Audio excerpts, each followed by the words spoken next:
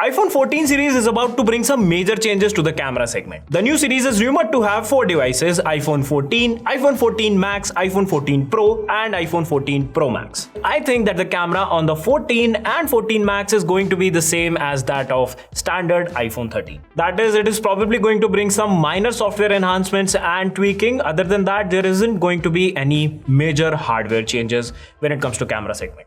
But if I were to talk about the Pro models, this is where things get interesting. There will be 4 cameras on the device: selfie, telephoto, wide and ultra wide, so that the photos taken on any one of them will have relatively similar colors, contrast, tones, saturation and other important things. So there might be a probability that Apple might use lenses of different quality, but if I were to summarize, then you can basically say that the image quality on all of them is going to be the same and probably better. However, it is expected that the device will have a 48 megapixel primary camera, or I should say the wide lens, which would be a huge upgrade over 12 megapixel lens that is being used for years now. So does that mean that future iPhones will be able to take 48 megapixel photos? Not necessarily. See, there's a term called Pixelwinning, and what this means is basically combining the data of multiple pixels into one, and this will result in much better low light photography and color accuracy. If you have seen Dragon Ball Z, you might remember Goku and Vegeta fusing into one to form Gogeta.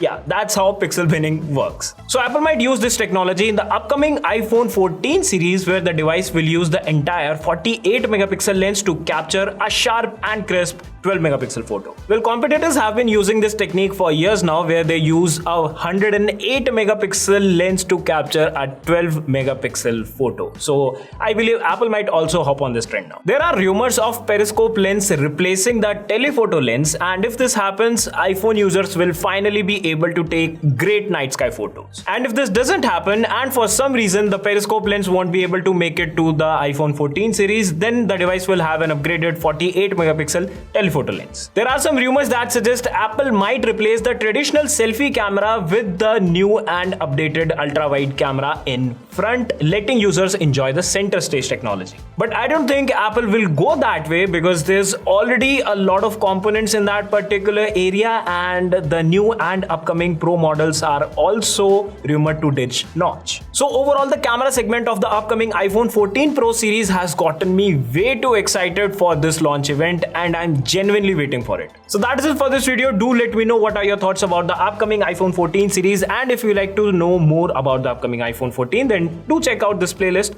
There might be some playlist here and there. So yeah, make sure you check it out and like this video and subscribe to the channel to stay updated with everything Apple. This is me here signing off, and I'll see you in the next one.